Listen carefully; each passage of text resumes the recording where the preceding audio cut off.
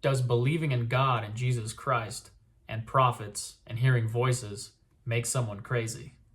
Good afternoon. My name is Eric. I'm the host of Read the Right Thing. This is a small channel where I review books that I've read throughout the year.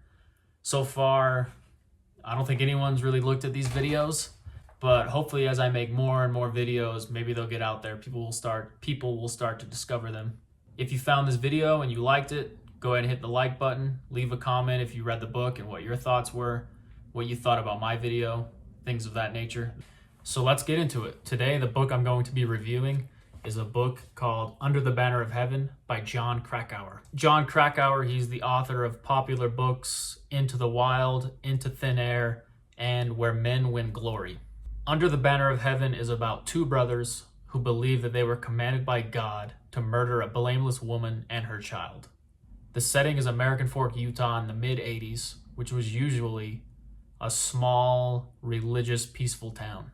Jon Krakauer uses a multi-layered narrative to tell several stories. He tells about the founding of the Mormon Church, the branching off of Mormon fundamentalists in Utah, and the story of the Lafferty brothers, who were the two brothers who committed this atrocious murder in 1984 in American Fork, Utah. The story is well researched and reported, covering the founding of the Mormon Church by the founder and prophet Joseph Smith back in New York, upstate New York, the church's early roots in the east and midwest of the United States, and its eventual move west because of persecution. Although members of the church won't be happy with his reporting, Krakauer recounts and interprets the history as an outsider would see it. There's no religious bias or spin to sugarcoat the past. Every church has a past, positive and negative, and sometimes these churches, they often sugarcoat the past or they try to cover it up. Now, this isn't to say that Krakauer is trying to destroy the church or he is against the teachings or the people of the church. He's not trying to embellish facts and talk of weird, crazy, evil Mormons. He doesn't talk about any stereotypes or things like that. Krakauer simply reports the strange and amazing history of the Mormon Church as an objective party. And even if you are a member of the church, even if you have been to Utah, I think you can say there are good people and bad people in every religion, but most religions, they do have kind of strange and interesting histories. And this history is fascinating to learn about. Take me, for example. I grew up in Utah. I've lived in other places. I currently live in Utah. I actually grew up in the city Highland, which is just north of American Fork, where the murders took place. When I bought this book, I posted on an Instagram story that I was excited to read it. I bought it from one of my local bookstores. Just a picture of the book and just said, "Thanks, King's English, for sending me this book." It was right during quarantine time, so I couldn't go inside and get it, but they were kind enough to mail it to me. As soon as I posted that Instagram story, I received a couple messages from some friends, people who I've known for a while, and they were urging me to read the church's response to the book. And I'm not sure if they read it. I honestly didn't even know really what this book was about. I knew it was about two murders, but I didn't know he was going to go into the history of the LDS Church or the Mormon Church or the full name, the Church of Jesus Christ of Latter-day Saints. The church back then in 2004 was not pleased with the reporting of the church's history and aligning its teachings and past with these murders. A high-ranking official of the LDS Church, Richard Turley, called the book a decidedly one-sided and negative view of Mormon history. The director of LDS Media Relations called the book a full frontal assault on the veracity of the modern church. These critics think that Krakauer is saying every Mormon has the potential to be a murderer. But Krakauer never states that. He tells the story of how the teachings of the church negatively informed the actions of two brothers. However, it is clear that the teachings did have an effect on these two brothers. And although the fundamentalist Mormon beliefs are what led to these murders, Mormon fundamentalism did stem from original Mormonism. So it isn't far-fetched to make the connection. The Mormon Church no matter how much they try to distance themselves, will forever be associated and entangled with the radical Mormon fundamentalists. The first edition of this book was published in 2003. The LDS Church was also very different in 2003. I think if this book were to come out nowadays, they wouldn't have responded the way they did back in 2003. The internet has made all of the facts that Krakauer researched too well known to cover up. The LDS Church, I found, is a lot more transparent in 2020 than they are in 2003. So even some of the research that Krakauer unveils, the church accepts and talks about it now. They're not so much trying to cover things up anymore and say, just believe, it's just faith. No, this didn't happen. We're not polygamous. We didn't do this. We didn't do that. Now they don't cover things up as much. They say, yes, this happened. Was it a good thing or a bad thing? The story shows the destructive path that overzealous people can find themselves on when they really take to religion. A God of love can quickly turn into a God commanding murder if the person is crazy enough to believe that they are the one who receives divine revelations. They themselves are the one true prophet who God speaks to. Is religion crazy? Is it crazy to believe in God?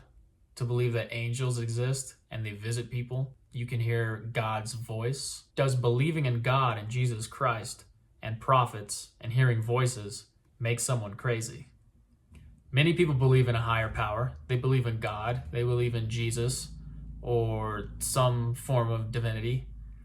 And most people are not negatively affected by this. It helps them live good, happy lives. And believing in God helps them be a better person, helps them help their neighbor and love one another. So what happens when that higher power commands someone to kill? Almost everyone in Utah County has heard of the Lafferty boys. That's mostly a function of the lurid murders, of course, but the Lafferty surname had a certain prominence in the county even before Brenda and Erica Lafferty were killed. Watson Lafferty, the patriarch of the clan, was a chiropractor who ran a thriving practice out of his home in downtown Provo's historic quarter. He and his wife, Claudine, had 6 boys and 2 girls, in whom they instilled an unusually strong work ethic and intense devotion to the Mormon Church. The entire family was admired for its industriousness and probity. Alan, the youngest of the Lafferty children, now in his mid-40s, works as a tile setter, a trade he has plied since he was a teenager. In the summer of 1984, he was living with his 24-year-old wife and baby daughter in American Fork, a sleepy, white bread suburb alongside the freeway that runs from Provo to Salt Lake City. Brenda, his spouse, was a one-time beauty queen recognized around town from her tenure as the anchor of a news magazine program on Channel 11, the local PBS affiliate. Although she had abandoned her nascent broadcasting career to marry Alan and start a family, Brenda had lost none of the exuberance that had endeared her to television viewers. Warm and outgoing, she'd made a lasting impression. On the morning of July 24th, 1984, Alan left their small duplex apartment before the sun was up and drove 80 miles up the interstate to work at a construction site east of Ogden. During his lunch break, he phoned Brenda, who chatted with him for a minute before putting their 15-month-old daughter, Erica, on the line. Erica gurgled a few words of baby talk. Then Brenda told her husband everything was fine and said goodbye. Alan arrived home around 8 that evening, tired from the long workday. He walked up to the front door and was surprised to find it locked. They almost never locked their doors. He used his key to enter. He then was surprised again by the baseball game glaring from the television in the living room. Neither he nor Brenda liked baseball. They never watched it. After he turned off the TV, the apartment seemed preternaturally quiet to him, as though nobody was home. Alan figured Brenda had taken the baby and gone out. I turned to go and see if maybe she was at the neighbor's, he explained later, and I noticed some blood near the door on the light switch. And then he saw Brenda in the kitchen, sprawled on the floor in a lake of blood. Upon calling Brenda's name and getting no reply, he knelt beside her and put his hand on her shoulder. I touched her, he said, and her body felt cool. There was blood on her face and pretty much everywhere. Alan reached for the kitchen phone, which was resting on the floor next to his wife, and dialed 911 before he realized there was no dial tone. The cord had been yanked from the wall. As he walked to their bedroom to try the extension in there, he glanced into the baby's room and saw Erica slumped over in her crib in an odd position, motionless. She was wearing nothing but a diaper, which was soaked with blood, as were the blankets surrounding her. Alan hurried to the master bedroom only to find the phone in there out of order as well. So he went next door to a neighbor's apartment, where he was finally able to call for help. He described the carnage to the 911 dispatcher, then called his mother. While he waited for the police to show up, Alan returned to his apartment. "I went to Brenda and I prayed," he said.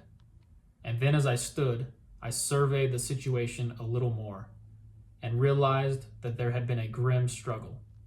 For the first time, he noticed that the blood wasn't confined to the kitchen. It smeared the living room walls, the floor, the doors, the curtains. It was obvious to him who was responsible. He'd known the moment he'd first seen Brenda on the kitchen floor. The cops took Alan down to the American Fork police station and grilled him throughout the night. They assumed he was the murderer. The husband usually is. By and by, however, Alan convinced them that the prime suspect was actually the oldest of his 5 brothers, Ron Lafferty. Ron had just returned to Utah County after spending most of the previous 3 months traveling around the West with another Lafferty brother, Dan. An APB went out for Ron's car, a pale green 1974 Impala station wagon with Utah plates. The slangs appeared to be ritualistic, which drew uncommon attention from the news media and put the public on edge. By the next evening, the Lafferty killings led news broadcasts across the state. On Thursday, July 26, a headline on the front page of the Salt Lake Tribune announced, "Widespread search underway for an American Fork murder suspect." So that comes from the prologue. It was a very gruesome murder. He wastes no time getting right into that. But this whole book is what led to those murders. How could a murder like this even happen? So it's hard to say you're glad you read a book like this. And it's interesting, I read a few true crime already this year. I read The Last Pirate of New York, but this one was a lot tougher to read, maybe because it happened recently, just in the 80s. I'm not sad that I read the book, but it was sad to read. Other things that might make this a tough read, the history of the Mormon Church. Some of the terminology and the stories might be hard to grasp if you are not familiar with Mormonism.